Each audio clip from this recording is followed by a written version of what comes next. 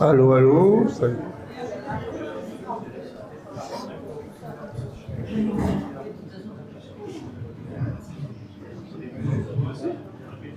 Alors, on va démarrer.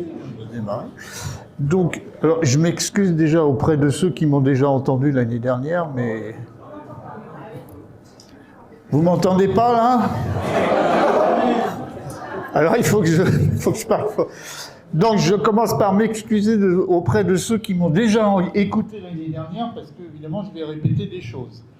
Donc, je vais vous parler des exoplanètes aux exocomètes. Vous allez voir ce que c'est, mais je vais commencer par autre chose, juste pour vous donner une idée de ce que font les astronomes ou dans quel genre de domaine ils évoluent. Vous voyez ça?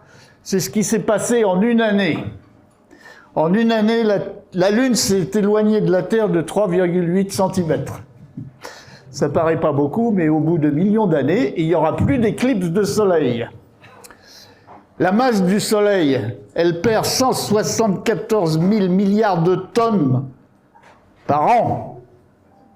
Et donc l'orbite de la Terre augmente de 1,5 cm tous les ans. En une année toujours, il s'est formé 150 milliards d'étoiles dans l'univers. La galaxie d'Andromède, une des plus proches de nous, elle se rapproche de la Terre de 3,5 milliards de kilomètres tous les ans. Mais comme elle est à 2 millions d'années-lumière, il va lui falloir beaucoup d'années avant d'arriver. L'univers en expansion, il augmente de plus de 60 000 milliards de kilomètres. Tout ça en une année. Donc c'est juste pour vous donner une idée, parce qu'on ne se rend même plus compte à ce niveau-là des chiffres, vous donner une idée dans quel univers on évolue en astrophysique. Et donc tout ça, ça rend assez humble. Et puis avant de venir aux exoplanètes, je voudrais rappeler ce que c'est que la méthode scientifique. L'astronomie, c'est une science d'observation. Pratiquement tout ce qu'on sait sur le ciel, ça vient de la lumière qui vient des étoiles ou du ciel. L'analyse de cette lumière. C'est une science d'observation. Il y a d'autres vecteurs. Maintenant, on a découvert les ondes gravitationnelles, il y a les neutrinos, il y a les météorites, mais la majeure partie de ce qu'on sait vient de la lumière. Et comme toutes les sciences, ça se construit avec des faits d'observation. Et comme la technologie progresse énormément, eh bien ces faits d'observation deviennent de plus en plus nombreux, de plus en plus précis. Mais, exactement comme pour faire une maison, il ne suffit pas d'avoir un tas de pierres, une simple accumulation de faits ne suffit pas. Il faut ce qu'on appelle construire un modèle, modéliser, c'est-à-dire on fait des observations, on a des faits d'observation, on construit un modèle qui explique ces observations, et si ce modèle est scientifique, alors il est capable de faire des prédictions. Donc on fait des prédictions et on retourne aux observations. Et puis si les observations confirment, on est content, on continue. Si ça confirme pas, on change le modèle et non pas les observations. Contrairement à ce qui s'est fait pendant des siècles, on changeait les observations pour que ça colle avec ce qu'on avait dans la tête. Donc la méthode scientifique, elle va prévoir des choses et on va confirmer ces choses. Et si ça ne confirme pas, on change le modèle. Et je vous rappelle que la science, c'est une aventure humaine et collective et non pas une activité solitaire et nationale. Alors, comme c'est une science d'observation, je vous montre une photo et je vous pose la question, quelle est la couleur des dromadaires ? Et évidemment, vous allez me répondre immédiatement, noir. Alors, quand on montre ça à des élèves au lycée ou ailleurs, ou au collège, évidemment, il y en a un certain nombre immédiatement répondent noir. Et alors, ça me permet de leur dire, avant d'interpréter une image, il faut bien la regarder. Et là, l'image, elle a été prise à la verticale du troupeau au moment où l'ombre des dromadaires formait l'ombre noire sur le sol. Et donc, en réalité, les dromadaires, ils sont blancs. Vous voyez, on voit leur dos blanc. Donc, avant d'interpréter une image, il faut bien la regarder. Évidemment, ça c'est évident, c'est simple. Un autre exemple très évident aussi, là, vous avez la Terre vue la nuit. Mais ça pose un problème, ça. Il ne fait pas nuit partout en même temps sur la Terre. Donc c'est un montage. Alors évidemment, c'est facile de l'identifier, mais des montages, il y en a plein dans les images qu'on voit un peu partout. Et donc, il faut se rendre compte, il faut bien l'analyser parce qu'on vous dit pas souvent que c'est un montage. Puis alors, ne parlons pas avec maintenant l'intelligence artificielle où on vous fabrique des images qui sont fausses, quoi, en réalité. Bon, un autre exemple, et ça c'est c'est au niveau du cerveau, parce que le cerveau lui-même peut se tromper. Là, vous voyez, il y a un damier, l'ombre, etc. Et il y a deux cases A et B. Et je vous dis, les deux cases ont la même couleur de gris. Évidemment, vous ne me croyez pas, mais en réalité, si vous isolez les deux cases, vous voyez, elles ont bien la même couleur de gris. C'est-à-dire que le cerveau, lui, les photons, ils rentrent dans l'œil, ils sont transformés en signaux électriques, ça remonte au cerveau, et le cerveau reconstruit les images. Je fais ça, je ne sais pas combien de fois par seconde, mais parfois il se trompe. Et donc là, voilà, une erreur qu'il peut faire, quoi. Enfin bref, il faut avoir conscience de tout ça, et il y en a plein d'autres. Alors maintenant, on revient aux planètes extrasolaires. Ben, pourquoi chercher des planètes extrasolaires? Il y a deux grandes raisons, hein. La première, c'est mieux comprendre notre propre système. Parce que tant qu'on ne connaît que notre système, eh ben, on peut pas savoir ce qu'il a de générique, ce qu'il a de particulier, etc. Pour mieux comprendre la formation et l'évolution de notre propre système, il faut aller en voir beaucoup d'autres. Exactement comme quand on vous dit le Soleil, il est à la moitié de sa vie, il va encore vivre 5 milliards d'années à peu près. Comment on peut savoir ça? Et personne n'a jamais attendu 5 milliards d'années. Donc on le sait parce qu'on observe beaucoup d'étoiles qui sont toutes à des âges différents et on arrive à reconstituer l'âge. Bon ben là, on va faire pareil sur les systèmes planétaires. On va en observer le plus possible qui sont à des âges différents pour essayer de comprendre comment ils se forment, comment ils évoluent et donc comprendre notre propre système. Et évidemment, la deuxième raison pour laquelle on va chercher des planètes extrasolaires, c'est la grande question, sommes-nous seuls dans l'univers ? Donc, est-ce qu'il existe d'autres planètes ailleurs où il pourrait éventuellement avoir de la vie? Donc, c'est les deux grandes motivations, disons, pour chercher des planètes extrasolaires. Alors, avant de vous parler directement des planètes,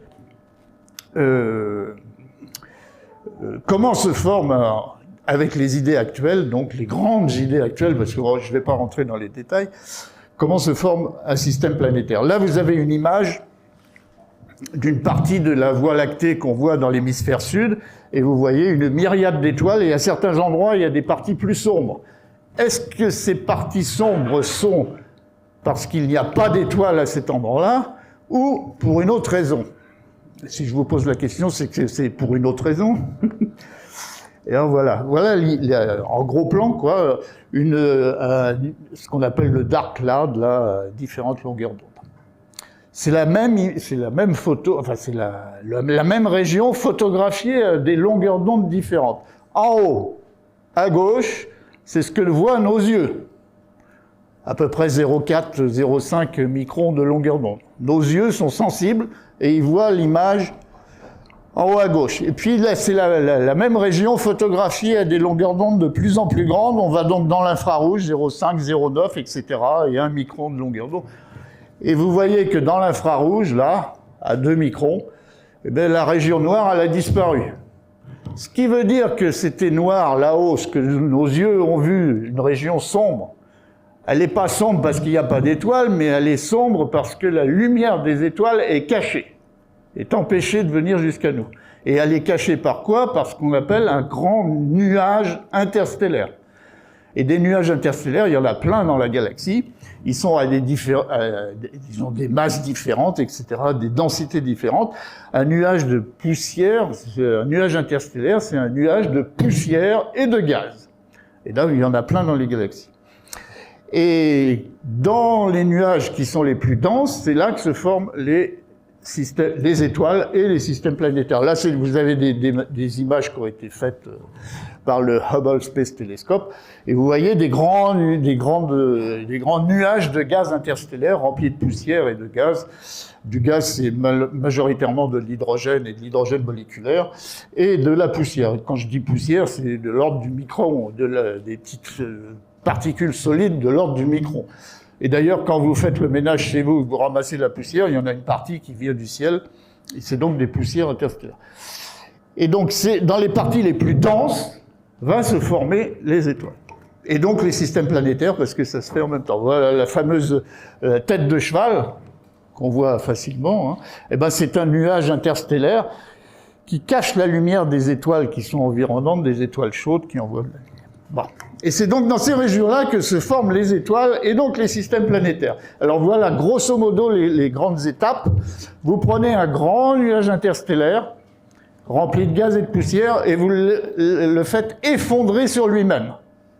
Et pourquoi il va s'effondrer? C'est parce qu'il y a une perturbation extérieure, où son propre poids, sous l'effet de son propre poids, il va s'effondrer sur lui-même. En s'effondrant sur lui-même, au centre, la densité va augmenter. La pression va augmenter. Et si la pression augmente, la température augmente, hein, comme quand on gonfle un vélo, ça chauffe. Et donc le nuage s'effondre sur lui-même, au centre, la température augmente. Et il continue à s'effondrer, la température va monter jusqu'à ce que ça atteigne à peu près de l'ordre du million de degrés. Et à ce moment-là, il y a des réactions thermonucléaires qui s'allument et l'étoile est née. Et tout ça, ça tourne, le nuage, il n'est pas immobile, il tourne sur lui-même. En s'effondrant, il s'aplatit. Il prend la forme d'un disque. Et donc au centre, il y a l'étoile qui est née. Et dans le disque autour, où il reste plein de poussière, eh bien c'est là que vont se former les planètes. Donc pour former l'étoile, vous partez de quelque chose de très gros et vous le faites effondrer sur lui-même. Et pour former les planètes, vous partez des petites poussières microscopiques qui sont dans le disque. Et elles s'agglomèrent, elles se collent les unes aux autres. Et elles font des cailloux de plus en plus grands jusqu'à faire des protoplanètes et des planètes. Donc ça, c'est les principes généraux. Dans le détail, c'est plus compliqué, et puis on comprend même pas encore tout dans le détail, mais dans les grands principes généraux, tout le monde est d'accord là-dessus. Alors là, si ça va marcher, ben voilà, vous voyez, on part d'un grand nuage interstellaire, rempli de poussière et de gaz, qui va s'effondrer sur lui-même, et donc au centre, la densité, la pression et la température vont augmenter jusqu'au million de degrés, et l'étoile va naître au centre, vous voyez. Et autour, ça a pris la forme d'un disque. Évidemment, tout ça, ça tourne autour de l'étoile au centre. Et les petites poussières dans le disque vont s'agglomérer de plus en plus, former des cailloux de plus en plus grands, et vider, évidemment, le disque va disparaître, et il va rester les planètes. Voilà, alors évidemment, les traits blancs, ils n'existent pas dans la réalité.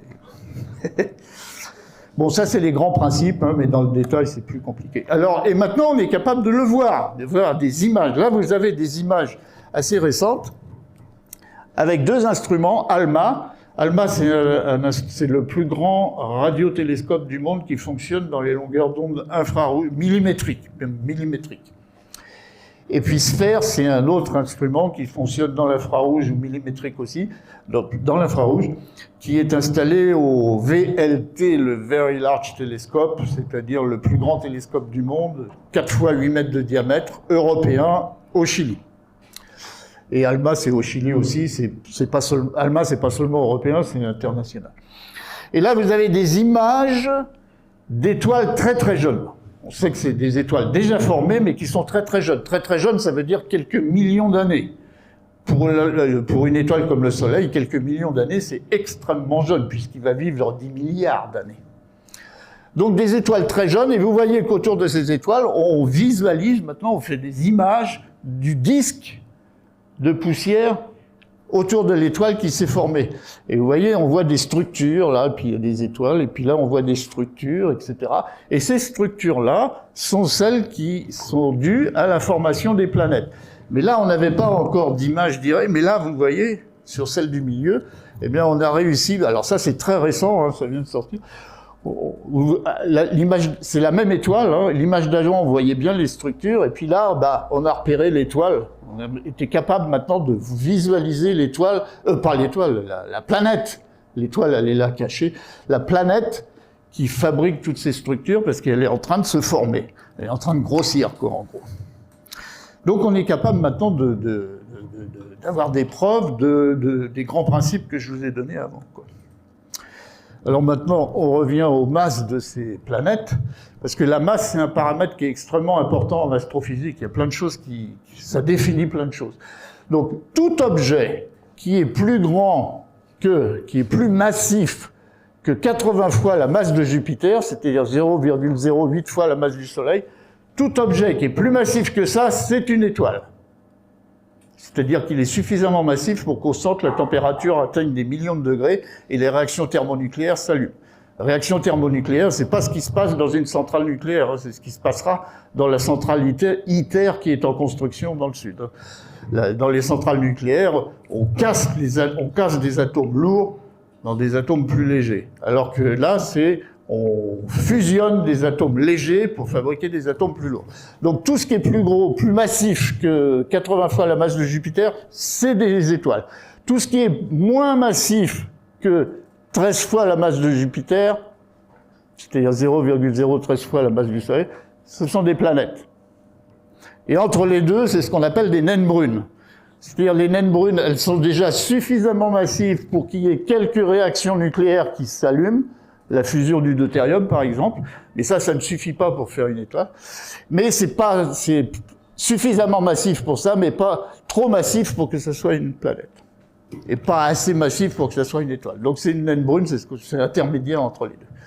Bon, maintenant je vais parler que de ce qui se passe ici, là, les planètes.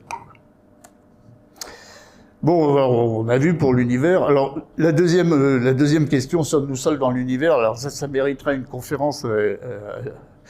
C'est une question elle-même, quoi. Mais si ça vous intéresse, vous pouvez lire à toute vitesse. Vous voyez que même chez les Grecs, on se posait la même question et on répondait de façon différente. Il y en a qui disent il est absurde de concevoir un champ de blé avec une seule tige. Il est donc absurde de concevoir un monde unique dans ce vaste univers.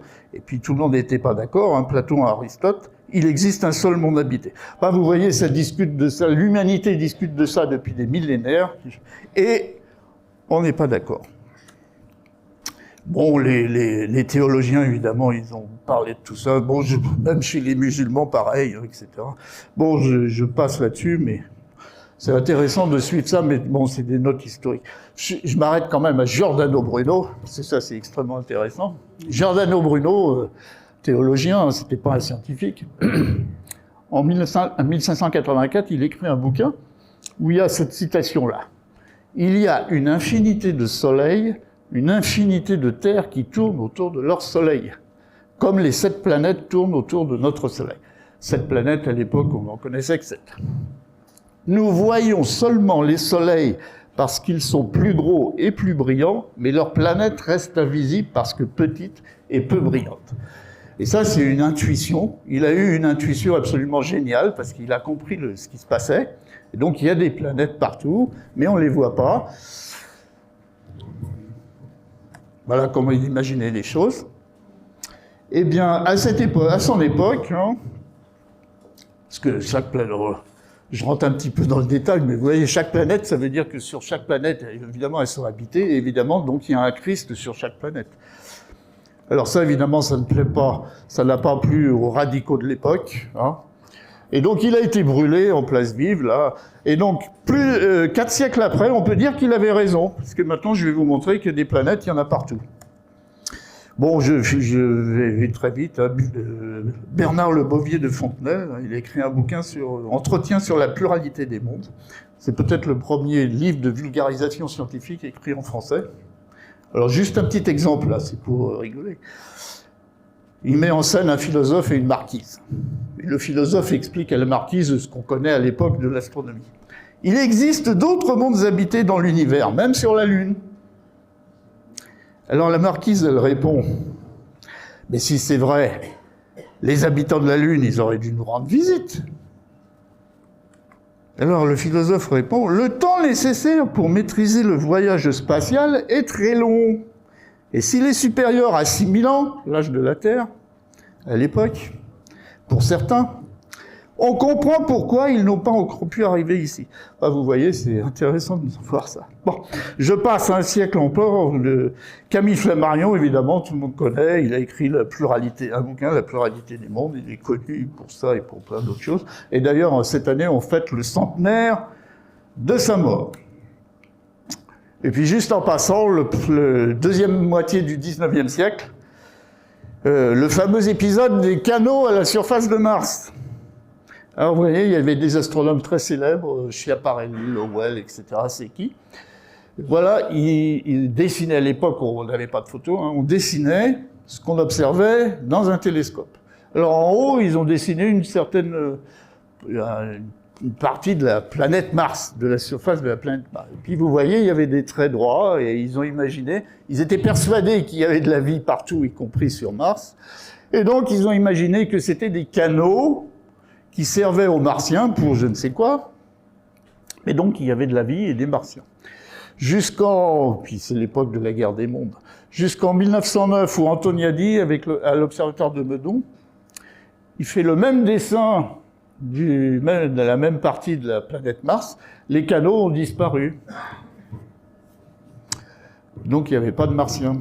Et à votre avis, pourquoi les canaux ils ont disparu de 1877 à 1909 ?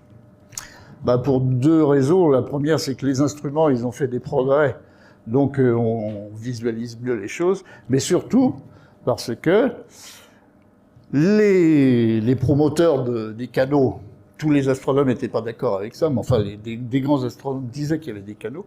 Ces promoteurs, ils avaient tellement ancré dans la tête que la vie était partout, qu'ils interprétaient leurs observations à l'aune de leurs préjugés. Ce qui, évidemment, en bon scientifique, on ne devrait pas faire. Tout le monde a des préjugés, il faut juste en avoir conscience. Bon, on revient aux exoplanètes. Comment faire pour les détecter ? Alors, faire une image directe d'une exoplanète, c'est extrêmement difficile pour deux raisons. La première, c'est la séparation angulaire entre la planète et son étoile qui est très petite. Là, vous voyez le Soleil, là, à gauche, et puis Jupiter, la plus grosse planète. Vu depuis 4 années-lumière, l'angle, c'est 4 secondes d'angle. C'est petit, mais ça, on sait résoudre ça avec presque n'importe quel télescope, on a 4 secondes. Bon. Mais la même chose, vue depuis 100 années-lumière, ça devient 0,15 secondes d'angle. Et là, on est à la limite de ce qu'on sait faire au sol avec la lumière visible. Et ça, c'était Soleil-Jupiter, la séparation Soleil-Terre vue de 100 années-lumière, on tombe à 0,03 secondes d'angle. Et là, on est au-delà de ce qu'un instrument standard est capable de voir. Donc, vous voyez, c'est très difficile. Dans d'autres longueurs d'onde, par exemple dans les ondes radio, on peut faire mieux que comme résolution spatiale, mais enfin, dans le visible, c'est ça. Et puis la deuxième raison de la difficulté, c'est l'énorme contraste en luminosité. Là, à nouveau, vous avez le Soleil et la planète Jupiter au-dessus de la flèche. Mais en réalité, ce que vous voyez, c'est ça. C'est-à-dire que vous êtes complètement ébloui par la lumière de l'étoile, qui est environ 10 milliards de fois plus brillante que la planète. Et donc, il n'y a aucun instrument qui est capable de résoudre un tel contraste. Donc, c'est extrêmement difficile. Mais, là, vous avez, par exemple, la quantité de lumière émise par une étoile comme le Soleil, là, vous voyez, là, en fonction de la longueur d'onde. Là, c'est l'infrarouge en microns, et là, c'est la partie visible du spectre. Nos yeux sont sensibles ici. D'ailleurs, pourquoi nos yeux sont-ils sensibles à cette longueur d'onde, à ces longueurs d'onde-là, et non pas dans l'infrarouge ou dans l'ultraviolet ? Tout simplement parce que nos yeux, ils se sont habitués depuis longtemps à la partie du spectre où le Soleil émet le maximum de lumière. Donc, justement, le Soleil émet le maximum de lumière dans la partie visible. Bref. Donc, la quantité de lumière émise par une étoile comme le Soleil, là, en fonction de la longueur d'onde, et puis la même chose, mais des planètes, Jupiter, la Terre, Vénus, etc. Vous voyez que dans la partie visible, vous avez 25 magnitudes de différence, un contraste de 10 milliards. Bon, on ne sait pas faire. Mais dans l'infrarouge, oui, ça vous donne une idée de la difficulté. C'est-à-dire, des extraterrestres qui voudraient voir la Terre une trentaine d'années-lumière de nous, quoi, ça serait à peu près équivalent à vouloir voir un ver luisant situé à 30 cm d'un phare. Le phare est à Marseille et on observe depuis Paris. Bon, mais ça, on ne sait pas faire. Mais dans l'infrarouge, on gagne un facteur 1000. Et maintenant, on est capable de faire des images d'exoplanètes, de planètes qui tournent autour d'autres étoiles que le Soleil, dans l'infrarouge. Et voilà la première image. Donc maintenant, ça date de plus de... Je ne sais plus en quelle année, mais c'est au moins une vingtaine d'années déjà. Donc, l'exoplanète, l'étoile, et vous voyez, on arrive à faire l'image de l'exoplanète dans l'infrarouge. Bon, là, c'était un cas favorable, ça a été fait au VLT, l'Observatoire européen austral au Chili. Hein. C'était un cas favorable parce que vous voyez, la séparation, c'est 55 unités astronomiques, c'est-à-dire beaucoup plus que la distance Terre, 50 fois la distance Terre-Soleil, quoi. Bref, on est capable dans l'infrarouge de faire des images, et voilà d'autres images. Donc, vous voyez la planète là. Et donc, pour désigner les planètes, on prend le nom de l'étoile et on ajoute un petit b, etc. Et puis là, la fameuse étoile Fomalhaut qu'on voit très bien, bah, vous voyez on voit le disque de poussière là, rouge. Et puis, ben, là, on le voit encore mieux dans les ondes millimétriques avec ALMA. Et puis, vous voyez, l'exoplanète, on l'a repéré sur son orbite, etc. Bon, donc ça, on est capable de faire ça maintenant. Et puis la fameuse étoile Beta Pictoris, visible à l'œil nu, mais seulement depuis l'hémisphère sud. Là, c'est une étoile particulière, extrêmement intéressante, parce que c'est une étoile jaune.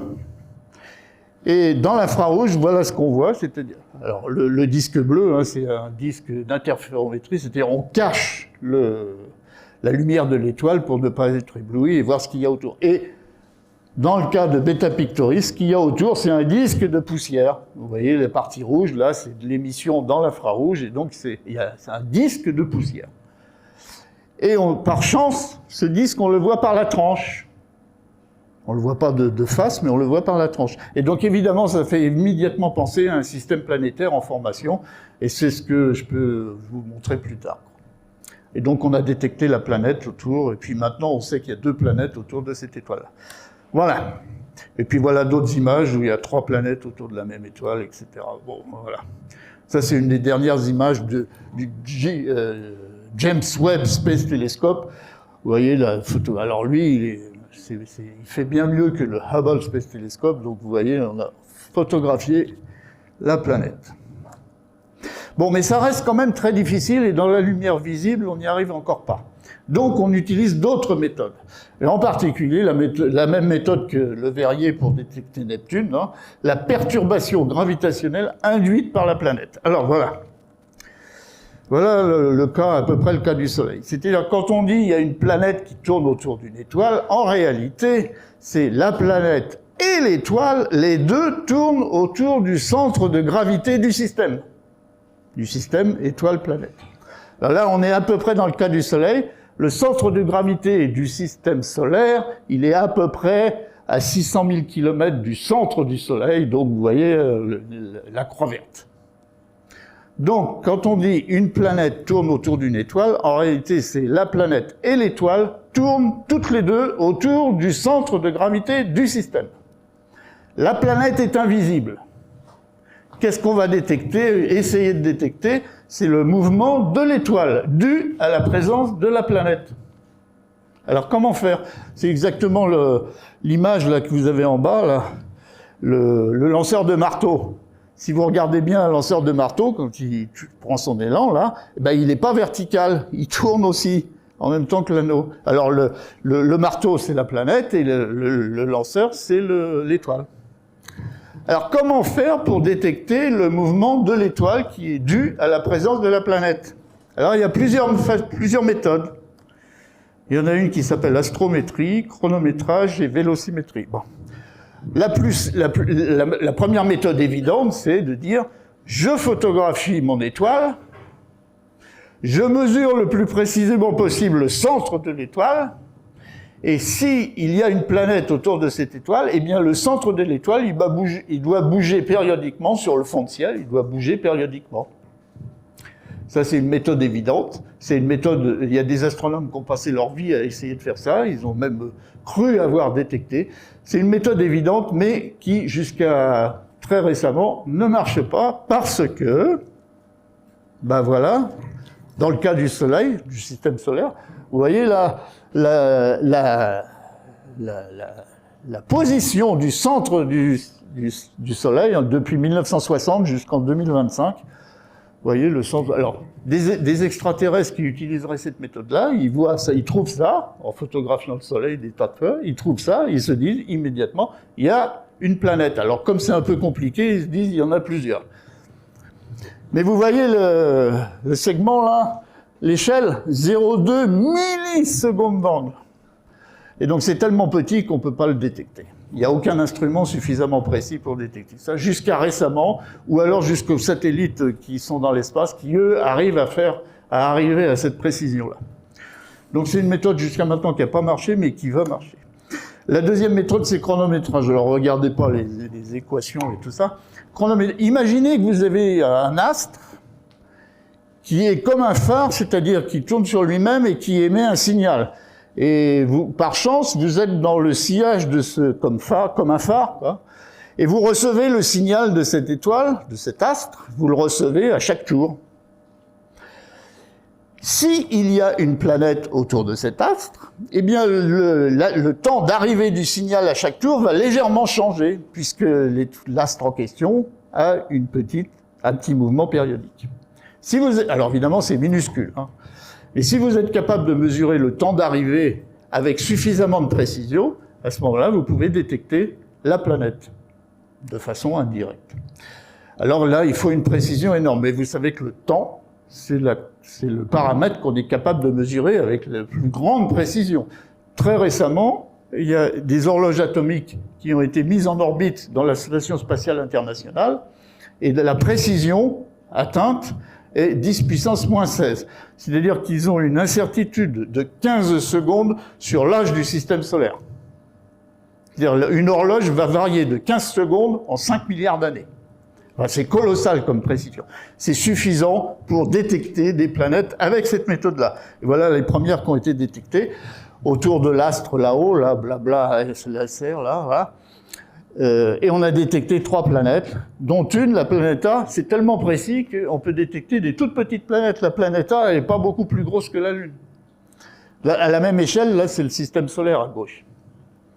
Donc c'est une méthode qui marche, qui est extrêmement précise. Le seul problème, parce que chaque méthode a ses avantages et ses inconvénients, l'inconvénient de celle-là, c'est que les astres en question, qui sont capables d'envoyer un signal à chaque tour, ça s'appelle des pulsars.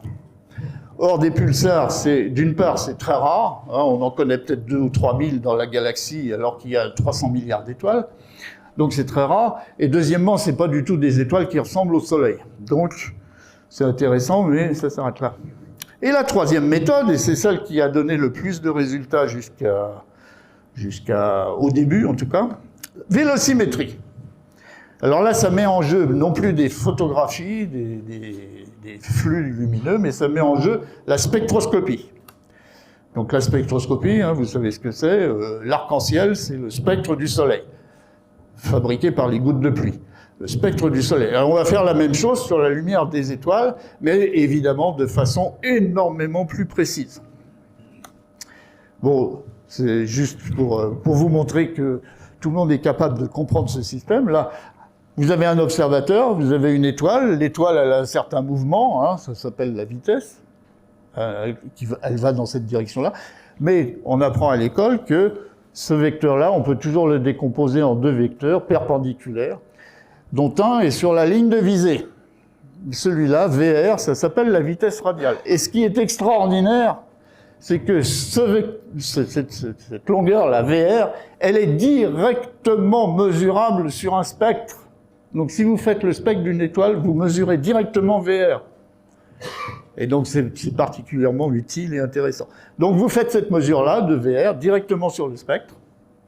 Vous l'interprétez avec ce qu'on appelle l'effet Doppler-Fizeau. Vous connaissez l'effet Doppler, c'est pour le son. Hein,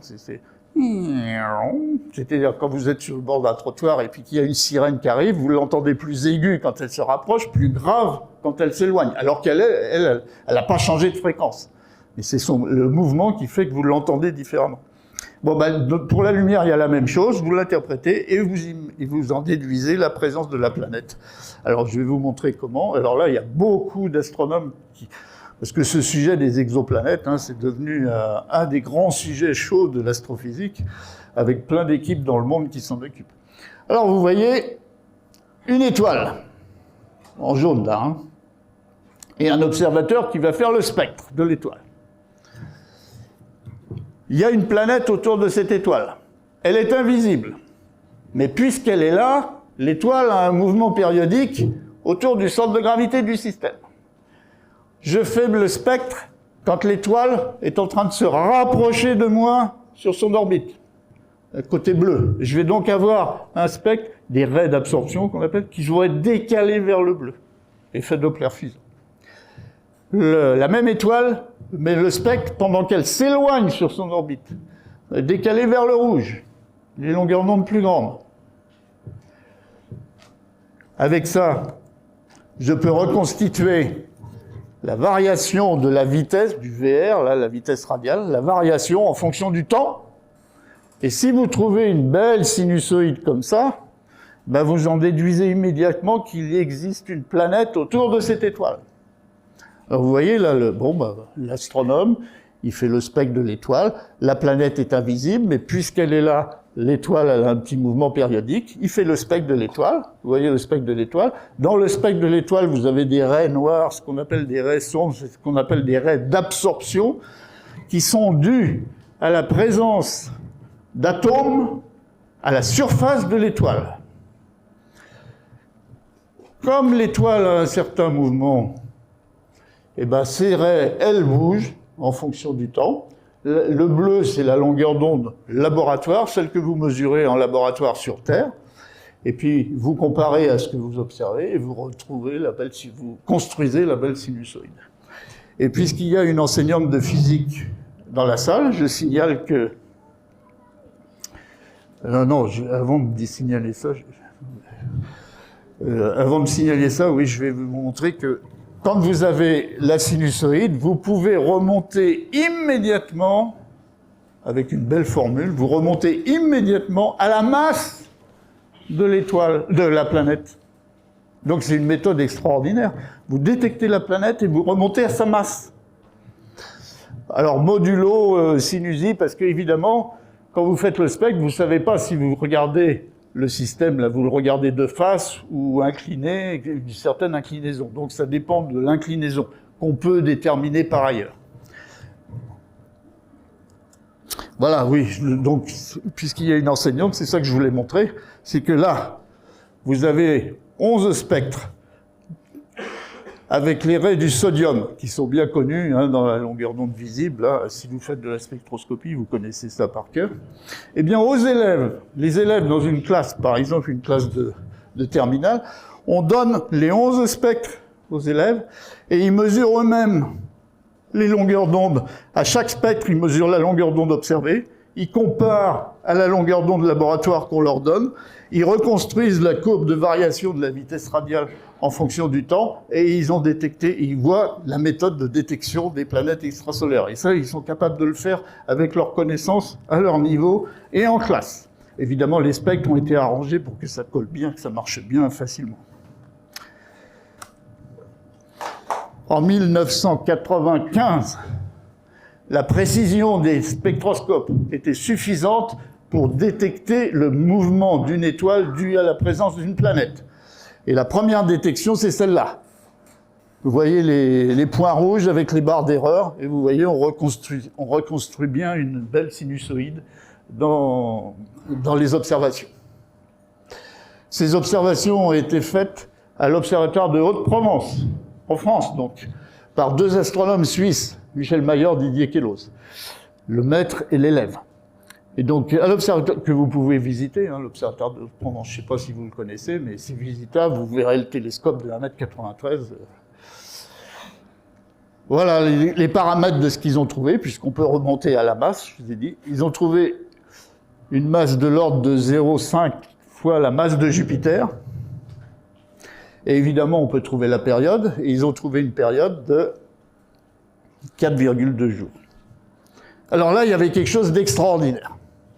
D'une part, c'était la première fois qu'on détectait une planète autour d'une étoile du genre Soleil, hein, autour de 51 PEG, c'est une étoile du genre Soleil. C'était la première fois, mais en plus, avec une période de 4 jours et des poussières. Et ça veut dire quoi? Ça veut dire que... Ça veut dire quoi? Ça veut dire que la planète, elle est extrêmement proche de son étoile. Elle fait 4 jours pour faire le tour de l'étoile. La grosse planète Jupiter, elle fait 10 ans pour faire le tour du Soleil. Donc ça voulait dire que cette planète-là était extrêmement proche de son étoile. Tellement proche qu'elle était chaude, c'est ce qu'on appelle un Jupiter chaud. Et donc c'était ça extraordinaire. Et je me souviens très bien que Michel Mayor, il a annoncé ça dans un colloque à la fin de l'année 1995. Mais au mois de juillet 1995, à l'Observatoire de Haute-Provence, justement, il y avait un colloque aussi sur ces questions-là, et il était là, et donc il l'a pas annoncé à ce moment-là. Mais pourquoi? Justement à cause de cette période. Parce que, d'une part, c'est pas ce qui existe dans le système solaire, puisque la grosse planète, elle met 10 ans, alors que là, elle met que 4 jours. Et deuxièmement, parce que la théorie, à l'époque, disait, c'est impossible. C'est impossible d'avoir une grosse planète très proche de son étoile. Et comme je vous ai dit tout à l'heure, si ça marche pas, les observations, on change le modèle et non pas les observations. Donc ils se sont posé des questions pendant longtemps avant de l'annoncer. Bon, finalement, on sait maintenant que la théorie, elle avait raison, mais les théoriciens, c'est des gens très forts. Hein. La théorie, elle avait raison de dire c'est pas possible, mais il existe des mécanismes, il existe un processus qui fait que ça rend possible quand même la chose. Bon, alors voilà, bon, là, ça a été fait et refait, donc maintenant il n'y a plus de discussion possible.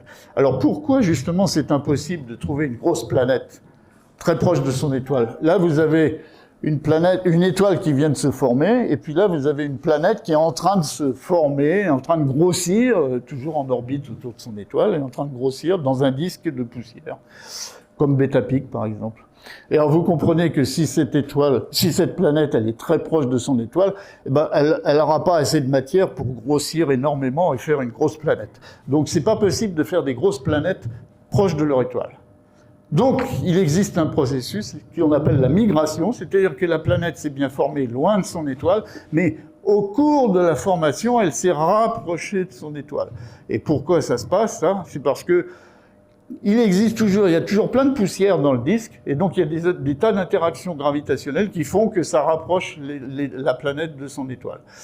Alors dans le détail de ça, je ne peux pas rentrer dans le détail parce que c'est compliqué et je ne sais pas tout là-dessus, mais le processus existe. D'ailleurs, le processus n'avait pas été inventé pour expliquer ça, il existait par ailleurs dans d'autres domaines, ce qui montre bien que les grands savants qui font des découvertes, c'est parce qu'ils vont chercher des choses dans d'autres domaines, ils cherchent c'est ce qui se passe à la frontière des disciplines, c'est là que se font les grandes découvertes, quoi. Alors voilà un autre exemple, là, vous voyez, d'une autre étoile, 16 dans la constellation du Cygne. Vous voyez un truc périodique. Alors là, c'est pas une belle sinusoïde. Eh bien, grâce à la forme de cette variation, on peut remonter à l'excentricité de l'orbite, savoir si l'orbite c'est pratiquement un cercle ou si c'est une ellipse. Et dans ce cas-là, vous voyez, en pointillé, c'est à la même échelle, c'est le système solaire. Vous voyez que c'est une belle ellipse, là, etc. Bon. Autre méthode, occultation ou transit. Donc là, vous avez une belle photo d'un astronome amateur où il a fait le transit. Il y a 2 transits sur la même image. Là. Vous avez un avion, et en haut, là, vous avez la planète Mercure. Et au milieu, il y a une tache, mais ça, c'est sur le Soleil, sur le Soleil. Donc c'est une photo qui a été faite par Philippe Jacot, là, en 2003, le transit de Mercure avec un avion. Et c'est pas un montage. Bon, puis là, tout le monde a vu le transit de Vénus en 2012, je suppose. Là, vous voyez des belles images du transit. Ben, c'est la méthode qu'on va utiliser, c'est-à-dire, on va espérer que la planète, vue de la Terre, elle est à peu près, l'orbite de la planète, vue de la Terre, est à peu près dans le plan de ce qu'on voit, là. On est à peu près dans le plan de l'orbite. Et donc, on va voir un transit. La planète va passer devant son étoile. Et si on photographie, si on mesure la luminosité de l'étoile pendant le transit, eh bien la luminosité va baisser, et ça c'est faisable, et c'est faisable même ici avec des petits télescopes. Transit d'une planète. la diminution de la luminosité pendant le transit, par exemple, quand Jupiter passe devant le Soleil, mais ça on le voit pas de la Terre, hein, mais un extraterrestre, Jupiter passe devant le Soleil, la luminosité du Soleil diminuera d'environ 1%. Et 1%, c'est, entre guillemets, facilement mesurable. Bon, donc ça c'est la méthode, et alors évidemment cette méthode-là, elle a donné énormément de résultats, et elle dépend de la taille de la planète. Là, c'est le premier transit qui a été observé, avec un petit télescope de 30 cm, je crois, un petit télescope, vous voyez, le 9 septembre, beau transit. Alors évidemment, le premier transit, le 9 septembre 99, d'une planète qu'on appelle Osiris depuis, si vous voyez un seul transit, hein, personne ne vous croira. Il faut que ça soit périodique, donc il faut revoir le suivant. Bon, malheureusement, le suivant, là, ça tombait pas pendant la nuit, enfin bref, bon, ils ont attendu, ils revoient le transit, etc. Le transit de la planète, c'est le premier qui a été vu, et ça date de 99. Alors, cette planète Osiris, elle a été observée avec les deux méthodes. En haut, vous voyez la belle sinusoïde, et en bas, vous voyez le transit. Ce transit-là, hein, ici, là, c'est exactement le même que celui-là. Hein. Sauf que ça, c'est avec un petit télescope de 30 cm sur Terre, et ça, c'est avec Hubble Space Telescope depuis l'espace. Donc c'est la même chose, mais énormément plus précis. Avec les deux méthodes, vous avez la période de la planète. Avec la méthode du haut, vous avez en plus sa masse. Puis avec la méthode du bas, vous avez son rayon. Si vous connaissez le rayon de l'étoile, vous en déduisez le rayon de la planète. Ça dépend de la taille. Et si vous connaissez la masse et le rayon, vous en déduisez immédiatement la densité. Et là, on trouve 0,3 grammes par centimètre cube. Ça flotte sur l'autre, ça. 0,3 grammes par centimètre cube, c'était la preuve définitive qu'on avait bien affaire à une planète du genre Jupiter gazeuse. Voilà. Bon, ça, je vous dis, c'est 1,6%, donc c'est assez facilement mesurable, 1,6%. Mais vous allez voir pourquoi c'est important. Autre méthode. Micro-lentille gravitationnelle, radicalement différente. Si ça vous intéresse, je vous explique la micro-lentille gravitationnelle. Vous en avez pas marre encore, là? Non, pas encore? Bon. Alors je continue. Micro-lentille gravitationnelle. Ça, c'est un effet qui a été décrit par Einstein en 1932 sur un coin de table. Il a dit, tiens, c'est un effet intéressant, mais il n'y a aucune chance de le voir. Alors l'effet, c'est ça. Là, vous avez un observateur, il regarde une étoile, étoile source. Il voit un point lumineux. Enfin, une tache, mais c'est un point lumineux. Si, entre les deux, il y a une autre masse, une étoile, qu'on appelle lentille. Si les trois sont parfaitement alignés, l'observateur, la lentille et l'étoile source, si les trois sont parfaitement alignés, alors on ne verra pas un point lumineux, mais on verra un cercle lumineux, un cercle d'Einstein. La dimension de ce cercle, c'est extrêmement petit. Donc, dans le cas qu'on regarde une étoile et puis qu'il y a une masse même si c'est une masse de l'ordre du Soleil qui passe entre les deux, c'est trop petit pour le voir.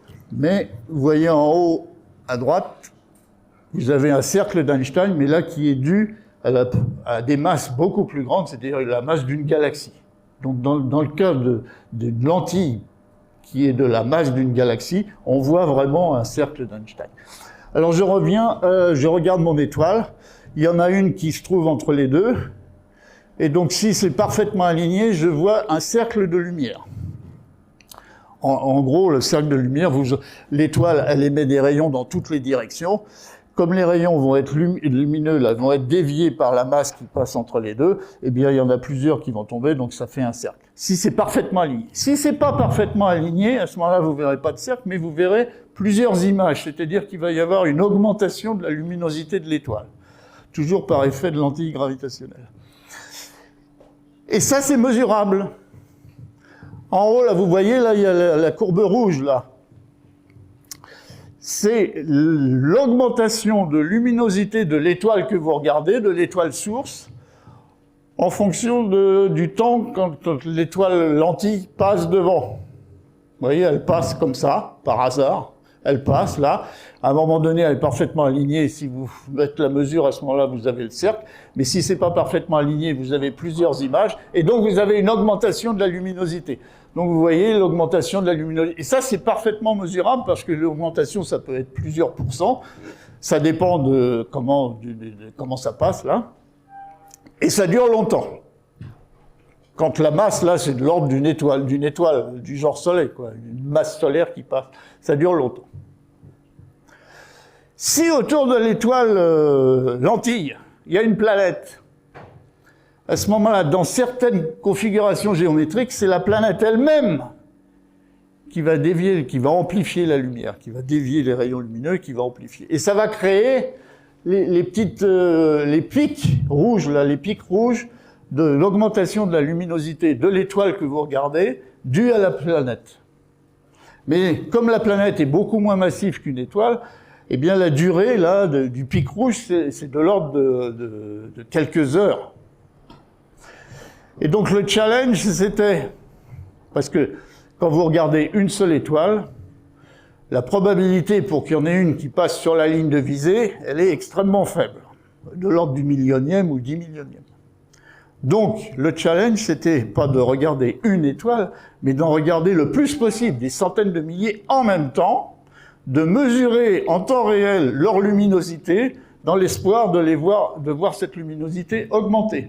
Et si elle augmentait à ce moment-là, l'alerte était envoyée partout dans le monde au petit télescope qui est capable de faire de la photométrie à haute précision, dans l'espoir de voir les pics de luminosité dus à la présence de la planète. Et donc ça, on sait très bien faire ça maintenant. Et voilà la première détection. Vous voyez l'image là, image en haut. Il y a une étoile, vous voyez la luminosité de l'étoile qui varie, et puis voilà les variations en bas en vert, et vous voyez il y a eu deux pics, et donc il y avait deux planètes là. Enfin, il y avait une planète. Donc ça, c'était la première détection par effet de micro-lentille. Mais vous voyez, la difficulté, c'était pas de regarder une étoile, mais c'est de regarder des centaines de milliers d'étoiles en temps réel, et de mesurer en temps réel leur luminosité, et de façon la plus courte possible pour essayer de voir les pics là. La luminosité elle-même, celle-là, due à la planète que vous regardez avec celle qui passe. Si celle qui passe, c'est une étoile du genre Soleil, ça fait une augmentation, mais qui dure longtemps. Vous voyez, c'est des tas de jours, là. Alors que la planète, c'est quelques heures, quoi. Donc c'était ça la difficulté, mais on sait faire ça maintenant. Puis alors voilà d'autres exemples. Bon, voilà. Bon, je vous ai décrit les principales méthodes, mais il y en a quelques autres aussi. Et voilà donc la situation au 22 juillet 2025, aujourd'hui, donc. Eh ben, on connaît 7556 planètes qui tournent autour d'autres étoiles que le Soleil. Et vous voyez, par rapport aux méthodes, là, vous voyez, par vitesse radiale, par transit, par micro-lentille, etc., par imagerie directe. Et sur ces 7500 planètes, il y en a 5000 qui sont dans des systèmes multiples, c'est-à-dire pas 1000 qui sont dans des systèmes multiples, c'est-à-dire il y a plusieurs planètes autour de la même étoile. Le record étant dans le système solaire déjà, et puis il y en a une autre où il y a 7 planètes autour de la même étoile. Alors, si vous faites les statistiques à partir de ça, ce qui est intéressant, c'est que, enfin, intéressant ou pas, la méthode des vitesses radiales, la méthode du transit, les imageries directes, etc., ça nécessite beaucoup de photons. Donc des étoiles brillantes, donc des étoiles proches. Sauf les micro-lentilles, qui est une méthode qui marche uniquement pour des étoiles qui sont très loin. Donc ça se complète. Si vous faites des statistiques de ça, là, donc la majorité des planètes, c'est autour d'étoiles qui sont de l'ordre de quelques milliers d'années-lumière de nous, donc très proches. Et si vous faites des statistiques, ben vous apercevez maintenant, tout le monde est persuadé de ça, eh ben il existe des planètes à peu près autour de toutes les étoiles. Donc n'importe quelle étoile que vous voyez dans le ciel, il y a des planètes autour. Et la majorité de ces planètes sont probablement des planètes pas beaucoup de l'ordre de la Terre ou pas beaucoup plus grosses que la Terre. C'est majoritairement des petites planètes, quoi. Il y en aurait 30% donc qui seraient de la taille de la Terre. Donc, Giordano Bruno, il avait raison, donc il y a des planètes partout. Donc, il y en a des dizaines et des centaines de milliards. C'est pour ça qu'un certain nombre d'astronomes, même beaucoup d'astronomes se disaient, il y a tellement de planètes c'est évident qu'il y en a au moins une sur laquelle il y a de la vie telle qu'on la connaît sur Terre. Donc, il y a beaucoup de gens qui pensaient ça. Jusqu'à récemment, où la biologie ayant fait des progrès, on s'est aperçu que la fabrication de la vie sur Terre dépend de tellement de hasards et de contraintes tellement précises que un certain nombre d'astronomes maintenant se disent « mais c'est tellement difficile d'avoir eu la vie sur Terre qu'il y a peu de chances que ça se reproduise ailleurs ». Alors le grand débat, il est toujours là, et donc on ne sait toujours pas, quoi. Bon, voilà le nombre de planètes en fonction autour d'étoiles. Vous voyez le système solaire, et puis Kepler 90, eh bien, il y a 8 planètes autour de la même étoile. Trappiste 1, il y en a 7, etc. Bon, puis la majorité, c'est 1. Et donc, comme les planètes petites sont difficiles à détecter, évidemment, celles où il n'y en a qu'une, probablement, il y en a d'autres. Bon, ça, c'est en fonction, donc, les planètes en fonction de la distance à l'étoile. Évidemment, là, il n'y a pas les 7000, on ne peut plus les mettre, là, maintenant. Mais au début, on trouvait celle du haut, là, forcément, parce que c'était beaucoup plus facile. On trouvait des plus grosses, parce que plus c'est gros, plus c'est facile par vitesse radiale, et plus c'est proche, eh bien, c'est facile de trouver la période facilement. Il n'y a pas besoin d'attendre 10 ans avant de la revoir, quoi. Donc, au début, on trouvait celle du haut, c'est-à-dire les Jupiters chauds, celle de Major et Kellos, à partir de laquelle ils ont eu le prix Nobel en 2019, hein. Et on se disait, le système solaire, il est bizarre, parce qu'on trouve justement pas ce qu'il y a dans le système solaire. Mais enfin, depuis, on trouve et on trouve tellement de choses différentes qui n'existent pas dans le système solaire, y compris des planètes qu'on appelle des super-terres, qui sont à peu près une dizaine de fois massives comme la Terre, en grosseur, en taille, comme la Terre, mais qui n'existent pas dans le système solaire. Enfin voilà, on trouve maintenant une diversité dans les exoplanètes. Voilà, un exemple de classement. Évidemment, il n'y a pas les 7000, mais ça se... Là, vous avez en ordonnée, là, vous avez la masse, et puis là, vous avez la distance, le demi-grand axe de l'orbite, la distance à la planète, à l'étoile. Vous voyez, ça se regroupe de cette façon-là, mais c'est principalement dû aux méthodes de détection. Là-haut, par exemple, c'est les vitesses radiales, là, c'est les transits, etc. Bon, voilà. Et évidemment, ce qu'on cherche, c'est de remplir le diagramme ici, c'est-à-dire les petites planètes, mais on commence à y arriver, mais c'est encore difficile, quoi. Voilà, les géantes gazeuses, les Jupiters chauds, enfin, etc. Voilà. Alors, je vous ai parlé des transits, mais si vous voyez un transit, c'est-à-dire quand la planète passe devant son étoile, à un moment donné, elle va passer derrière. Donc, vous faites la mesure de la luminosité de l'étoile pendant le transit, avant le transit, après le transit, et quand elle est derrière. C'est-à-dire, vous faites plein de mesures et vous reconstituez ça. Et quand vous faites ça, vous pouvez faire après une soustraction, c'est-à-dire les photons que vous enregistrez quand la planète passe devant, quand elle passe à côté, et quand elle passe derrière. Et vous faites la soustraction, vous avez les photons de la planète elle-même. Vous faites la soustraction quand elle est derrière. Et si vous faites ça dans l'infrarouge, avec des photons infrarouges, eh bien vous pouvez remonter à la température, à la surface de la planète. C'est extraordinaire. C'est difficile à faire, de faire dans l'infrarouge. Il faut un satellite, ça a été fait. Voilà 2 exemples, avec le satellite Spitzer qui fonctionnait dans l'infrarouge. Et vous voyez, on remonte les observations, et puis vous voyez, on remonte, dans ce cas-là, en tout cas, on remonte à des températures de l'ordre de 800 ou 900 degrés, donc pour la vie telle qu'on la connaît, c'est pas possible. Et vous voyez, on est capable d'aller jusque-là maintenant. Et l'atmosphère. Si autour de la planète qu'on détecte, il y a une atmosphère, pendant le transit, qu'est-ce qui va se passer? Il va se passer ça, c'est-à-dire que la lumière de l'étoile, elle va traverser l'atmosphère, et donc ce qu'on va voir, c'est ça. Vous voyez, l'étoile, la planète, et en bleu foncé, l'atmosphère de la planète. Et tout ça, ça va passer en transit, hein, si on a la chance d'être dans le plan de l'orbite, là, le transit. Et ben en blanc, vous avez le transit tel que je vous l'ai montré tout à l'heure, là, 1 à 2%, et superposé à ça, une absorption supplémentaire due à la présence de l'atmosphère.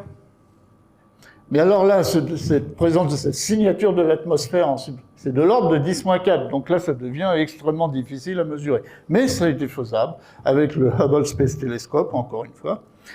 Ça devient la limite faisable maintenant depuis le sol. Et voilà la première détection de l'hydrogène dans l'atmosphère d'une planète extrasolaire. Toujours la planète Osiris, la même que tout à l'heure.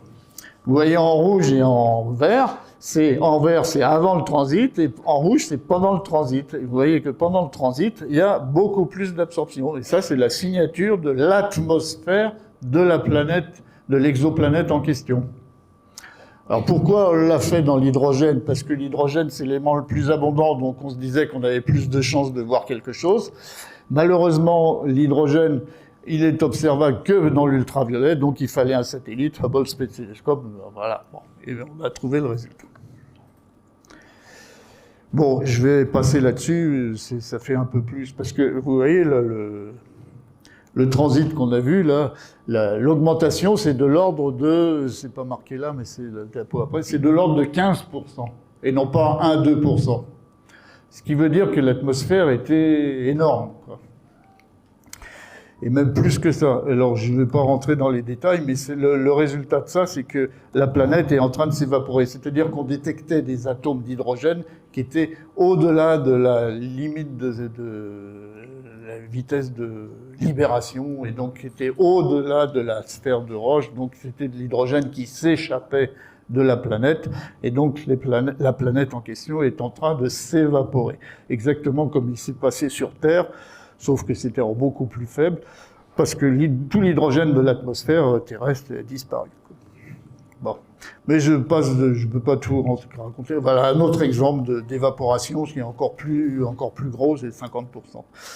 Et pourquoi ça s'évapore? C'est parce qu'elles sont très proches de leur étoile, et donc elles s'évaporent. Voilà. Bon, ça c'est toutes les détections qui ont déjà été faites d'atmosphère. Dans l'atmosphère d'exoplanètes. Vous voyez, on a détecté dans l'UV, dans le visible, dans l'infrarouge. Dans l'UV, on a détecté, vous voyez ce qu'on a détecté, déjà les ions. Dans le visible, on voit le sodium, etc. On voit les aérosols. Et dans l'infrarouge, on voit des molécules. Vous voyez tout ça, y compris des molécules d'eau. On a donc déjà détecté des molécules d'eau dans l'atmosphère de planètes extrasolaires. Là, c'est des molécules d'eau gazeuse. C'est pas encore l'eau liquide.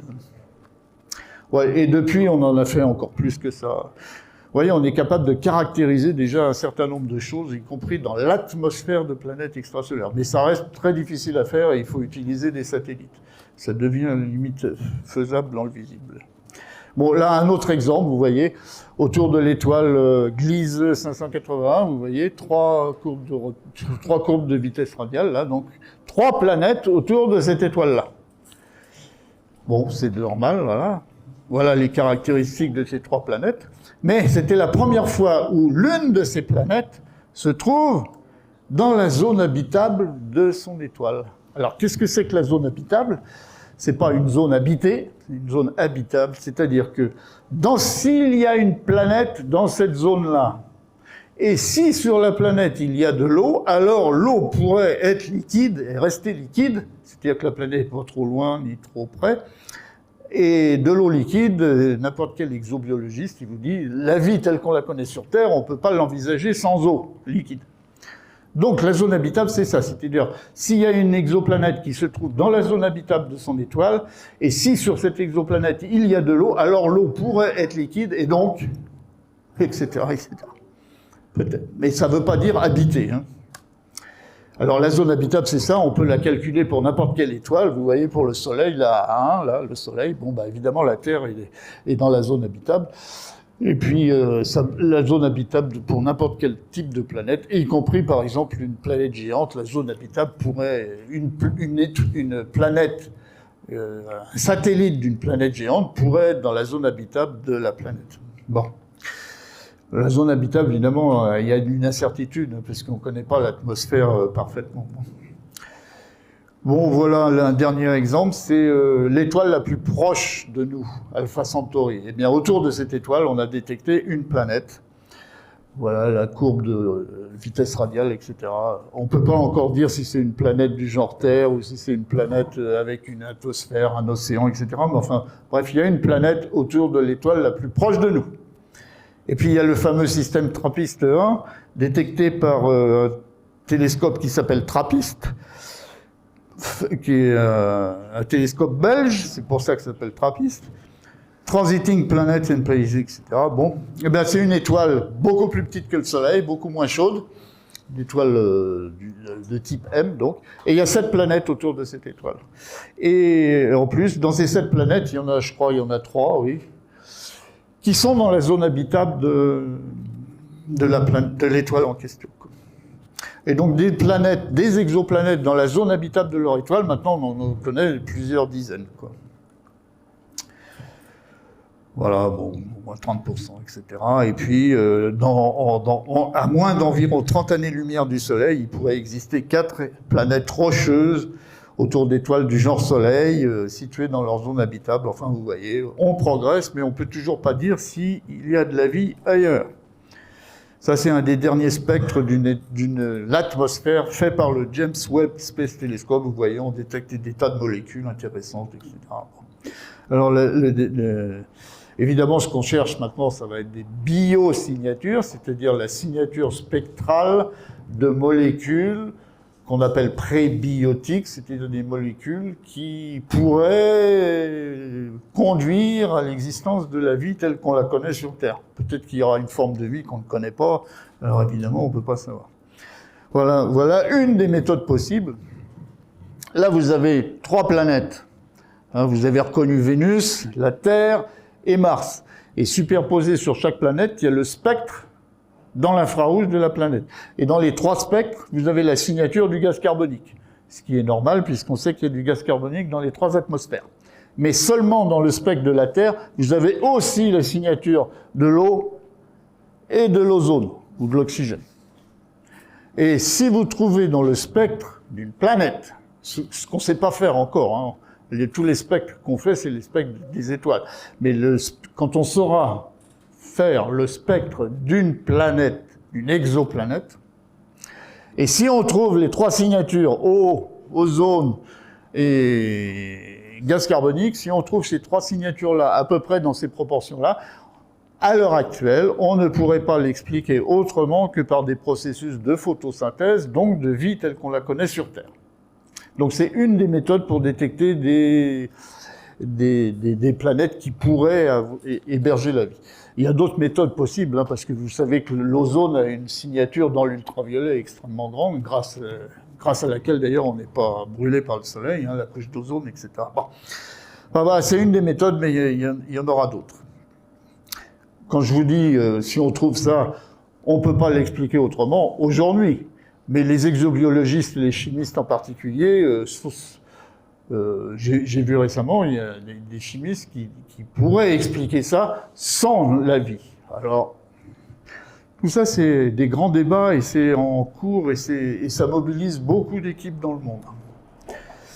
Bon, je vous raconte maintenant une histoire, si vous n'en avez pas marre, c'est l'histoire des exocomètes. Je peux y aller, vous n'en avez pas marre, non? Ça va. En 1983, le premier satellite capable de faire des observations dans l'infrarouge, c'est un satellite américain, IRAS. Il observe des tas d'étoiles, il fait des tas de découvertes, et en particulier, il observe des étoiles Beta Pictoris, Vega, et un certain nombre d'étoiles autour de laquelle ce satellite-là, IRAS, trouve que ces étoiles émettent plus de rayonnement infrarouge que ce que la théorie prédit. Donc ils ont conclu que autour de ces étoiles-là, il y a de la poussière. Et dans ces étoiles-là, il y a Beta Pic. Et bon, alors d'autres astronomes font l'image dans l'infrarouge de Beta Pic, et voilà ce qu'ils trouvent. Ça, c'est la première image, mais c'est vieux maintenant, ça date de 84.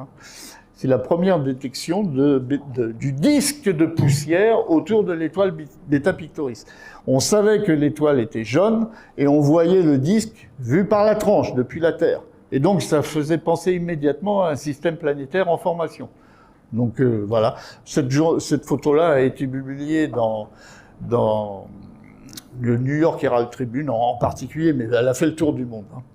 Mais avec un collègue, j'étais dans un avion qui allait au Chili pour faire des observations, mais qui n'avaient rien à voir avec ça. Et on voit ça dans le journal, et on se dit, tiens, c'est intéressant.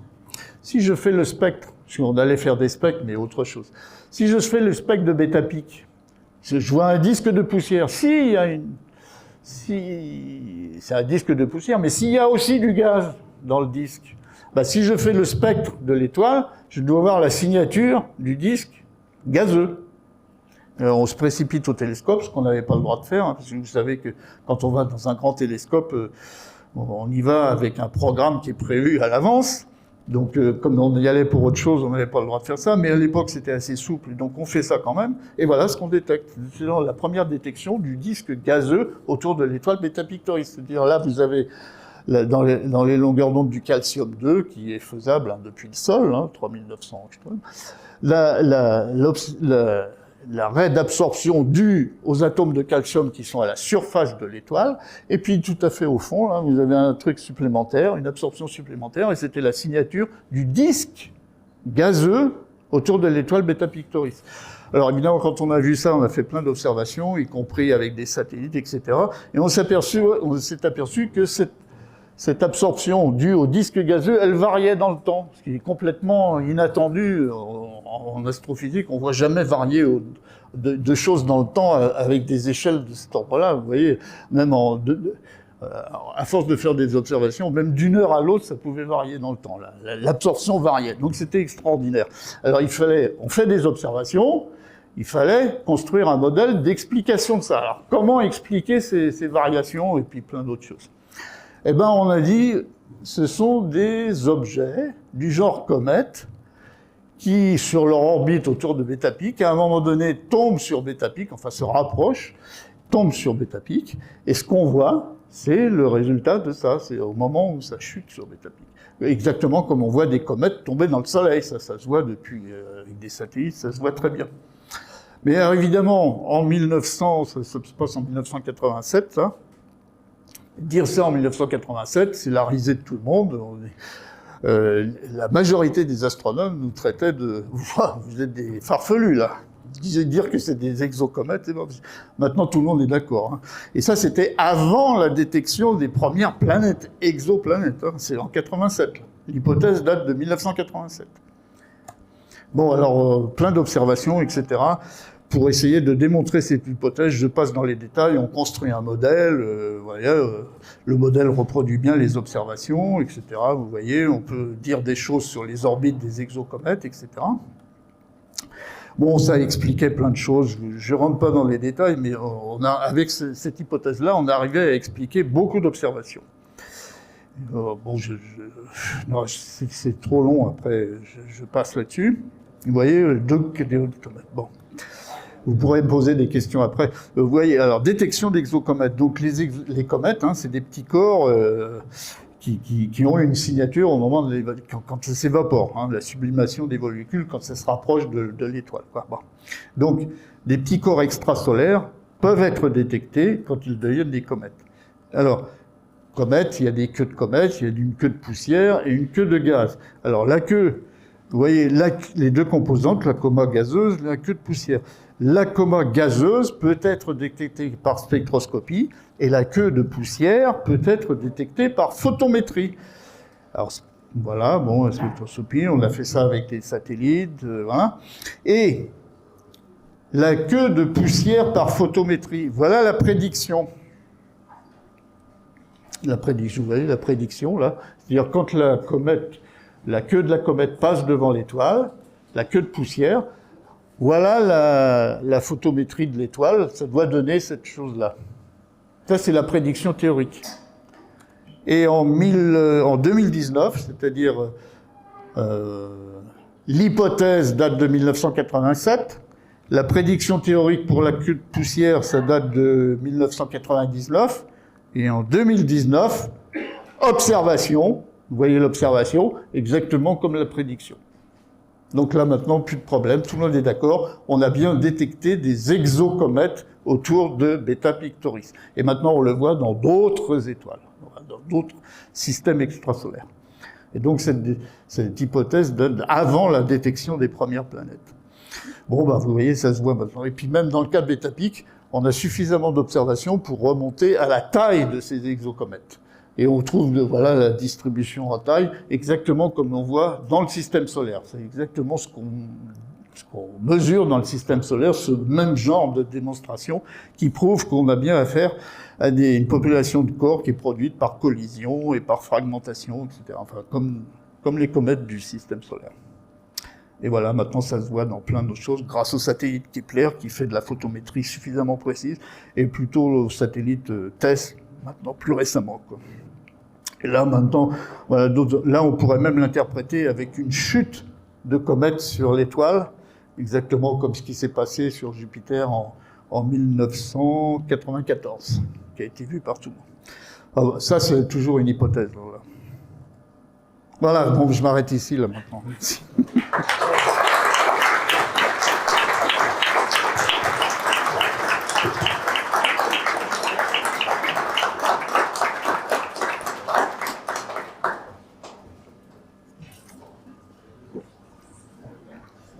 Bon, si vous avez des questions, hein, n'hésitez pas. Vous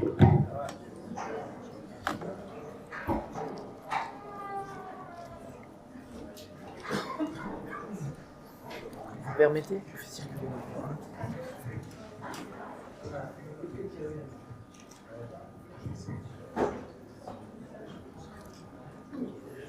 Moi j'ai une question. Oui. J'ai une question, moi je suis là. Oui, oui. Pourquoi est-ce que dans les médias et dans le monde de l'astronomie, on veut dire amateur, on parle quasiment jamais des exocomètes et on parle que des exoplanètes? Bah, Il le faut. oui. Non, je ne sais pas vraiment, mais à mon avis, on n'en parle pas beaucoup. D'une part parce que c'est pas beaucoup connu, et puis parce que pour les amateurs, c'est pas facile, c'est pas faisable encore d'observer ça, les exocomètes. Les amateurs, ils peuvent observer des exoplanètes par transit. Il y a même certains amateurs qui arrivent à le faire par vitesse radiale. En tout cas, ils redécouvrent des exoplanètes connues par vitesse radiale. Par transit, c'est assez facile pour les amateurs. Mais les exocomètes, là, pendant le transit d'une exocomète vers la queue de poussière, il faut de la précision de l'ordre du millième, au moins. Et donc ça devient difficile à faire depuis le sol, parce que ça, c'est fait avec des satellites. Hein. Donc pour l'instant, c'est pas encore faisable. Ouais. Jusqu'à quelle distance vous espérez faire ces mesures? Est-ce que, par exemple, on pourra un jour analyser les étoiles du nuage de Magellan? Ah, bah oui. Oui. Parce que ça, c'est très restrictif. Ah, bah oui. Que les étoiles qui sont très proches. Ah oui, oui, ça, c'est pour des étoiles très proches, et ça va rester le cas pendant longtemps encore. Parce que dans les nuages de Magellan, c'est trop faible. Je sais pas, les étoiles les plus brillantes du Magellan, c'est des magnitudes 15 ou 16. Pour faire de la précision photométrique au millième sur des magnitudes 15 ou 16, ça devient difficile. Hein. Alors les satellites, ils vont y arriver un de ces jours, mais bon, pas encore aujourd'hui.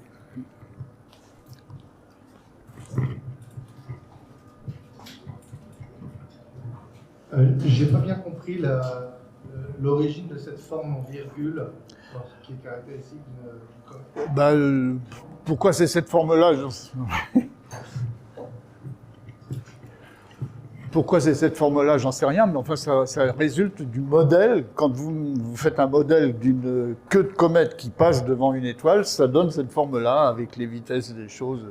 Bon, c'est ce qu'on voit, c'est ce qu'on prédit de voir pendant le transit d'une exocomète. Et c'est ce qu'on voit après. Pourquoi c'est cette forme-là en particulier, je ne sais pas, mais en tout cas c'est une forme caractéristique. Ça permet de la détecter justement.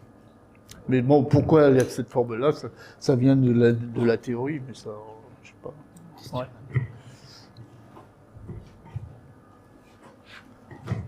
Dans le cas des exoplanètes, on voit que ça a été 30 ans entre les premières observations et curiosités et le moment où on en était certain. Est-ce que, vu ce délai et notre vie de recherche, qui est quand même, c'est quand même quasiment une recherche d'une vie, est-ce qu'on passe pas à côté de plein d'événements du fait que justement, là on voit que ça a commencé par une petite histoire qui n'était pas tout à fait dans les clous, et à la fin, après 30 ans à s'acharner, c'est confirmé. Ce qui veut dire qu'il est probable que dans les sets de données qu'on ait, il y a énormément de choses sur lesquelles on est passé à côté. Et c'est comment on arrive à savoir quelle est la proportion qu'on arrive à voir.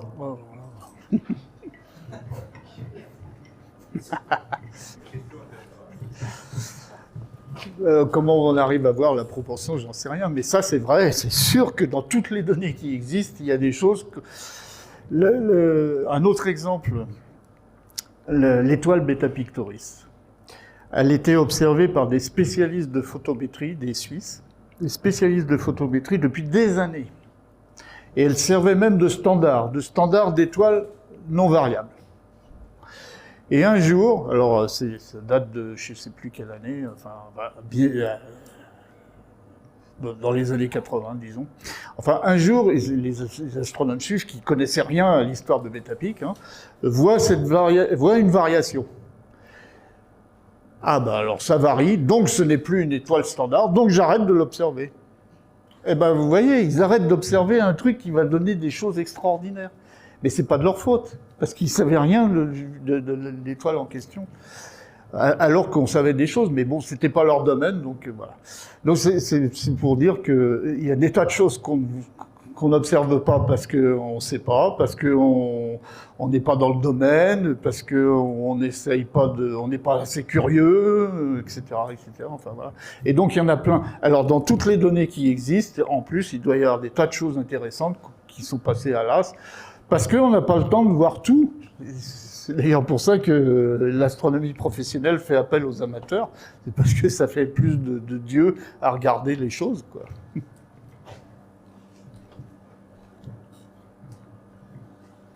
Bah, c'était clair tout ça ou... C'est super bien. Tant mieux. Merci.